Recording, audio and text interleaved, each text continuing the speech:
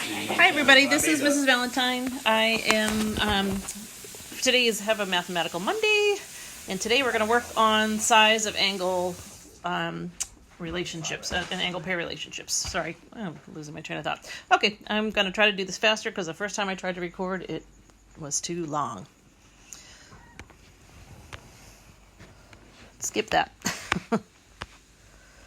Okay, so angle pair relationships is what we're doing today. Remember to pause your iPad as much as you need to. Your essential question, what's the relationship between complementary angles, supplementary angles, and vertical angles? You can call them comp, sup, and vert if you want, and this is the symbol for angles. Okay, so first of all, what's an angle? Just a quick review. And probably you don't need this part, but just kind of a quick review on what an angle is. It's two rays with the same endpoint.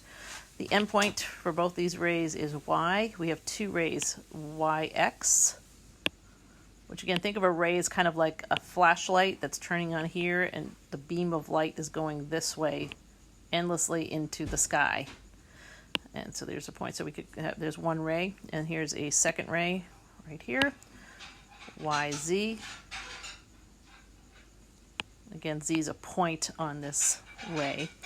And then the endpoint here is called the vertex. So we name an angle with three capital letters. So we could call this angle XYZ.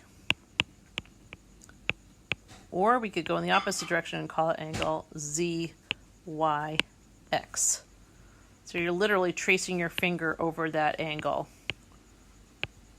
But you have to have that Y in the middle because that's your vertex. You could also just call this angle Y, name it by the vertex, because there are no other angles there that have Y as a vertex. Okay, so a little talk about angle relationships. First, let's talk about adjacent angles. Adjacent angles must have one side in common. So if you look at the two smaller angles here, they share this side, BC. So adjacent means that they're up against each other, kind of like Miss Wolf's room and Mr. Valdez's room. They share a wall. Same thing here. Angle ABC shares a line with angle CBD. And then since the measures are given, we can use this to find the large angle. We've got this large angle. So the large angle is made up of the two small adjacent angles. So we've got angle ABC. Again, these are points along there. Is adjacent to angle CBD. So notice that A, B, C, the two small ones don't overlap. So those are the adjacent ones that do not overlap, they're just up against each other. So since we know these angle measures for the small one, we can find that larger angle measure, that outside larger angle, by adding those up. So we have 26 degrees plus 33 degrees, that's just going to give us 59 degrees. Okay, but there's no particular measurement for adjacent angles. Okay, next is complementary angles. So this is the first of the three I want you to know. It's two angles with a sum of 90 degrees. They can be adjacent, but they don't have to be. So the first example we see, we have adjacent angles. We have this angle here, and then right up against it, we have this angle here. So we might help to have this little right angle symbol in there too. So let's say that this is 30 degrees and this is 60 degrees. So we can see that's an example of adjacent complementary angles. They add up to 90 and they share a side, so they're adjacent complementary angles. But you don't have to have angles being adjacent. So if this is also a 30 degree angle and this is a 60 degree angle, then they're also complementary. They just have to add to 90. It has to be a pair of angles, two angles that add to 90. So we can use that to answer and find out what the missing angle measurement X is right here. So we can see we've got the right angle sign. So what I want you to do is write an equation. This is more the 8th grade way of doing it, and that way if I give you more complicated problems, like I may do later this week, you can use the angle relationship to write an equation.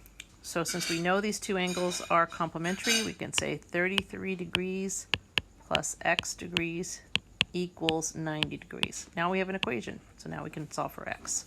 So subtract 33, subtract 33. You get x is equal to, what is that? 57, right? 57 degrees. So that missing angle is 57 degrees. Here's your next one. Similar, supplementary angles. So they're two angles with a sum of 180. Again, they can be adjacent, but they don't have to be. So if we take a look up here, there's one angle, and it is adjacent to this other angle. So if this was 120 degrees and this is 60 degrees, they would be adjacent angles that happen to be supplementary because they add to 180. But they don't have to be adjacent. They could be separate and not against each other. Again, if they're two angles and they add to 180, they're still supplementary angles. So one important thing to note, one way to find out that angles are supplementary is to see that their outside sides make a straight line like you see here. And you also see it down here in this problem. So you know these two angles are supplementary, so we can write an equation from that. We know supplementary angles add, that's what sum's all about, right? Add to 180, so 129 plus x equals 180. Now you can solve the equation. So subtract 129, subtract 129, you get x equals, what is that, 51, right? So equals 51 degrees. So 129 plus 51, sure enough, adds to 180. And then the last type are my favorite. These are vertical angles. So vertical angles are formed when lines intersect, kind of like lines are making an X. And it's the angles that are opposite each other that are vertical angles. Well, vertical angles are congruent, which just means they are equal to each other. They have the same measurement. So when you have these two lines crossing, this angle right here is vertical to the one opposite this angle right here. So basically the left angle and the right angle. So if this angle is 50 degrees, then that means this angle is also 50 degrees. They are congruent. We have a second pair of vertical angles formed from these intersecting lines, and that is this top angle and the bottom angle. So these are also supplementary, so I know these have to add to 180, so this must be 130 degrees. But now these are vertical, so this is also going to be 130 degrees. All right, so using that information, see if you can figure out all three of the angles in the example below. So pause this for just a second and see if you can figure out, and then you can turn it back on. Okay. So I would start with a vertical angle. So if this is 65 degrees, then this one is also 65 degrees. Now we have to use supplementary in order to get either x or z. So I'm going to take a look at these two angles right here. They are supplementary, which means they add to 180. So 65 plus z equals 180. I'm going to work that out. Subtract 65, subtract 65. Z equals, what is that? From there, that's 7, that's 115, right? So if Z is 115 degrees, that means that X is also 115 degrees because these two angles are vertical to each other.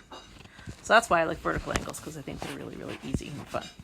Okay, so I want you to go ahead and answer your essential question. And just to kind of recap what your assignment is, I think I kind of blew that at the beginning. Let me go back real fast to your assignment. So I'm going to give you the angle pair relationship worksheet. I want you to do that on separate paper. And then secondly, I want you to turn in your notes with the EQ answered. Okay, so 2 assignments that you're turning in. The size of angle worksheet work on separate paper and the EQ, notes with the EQ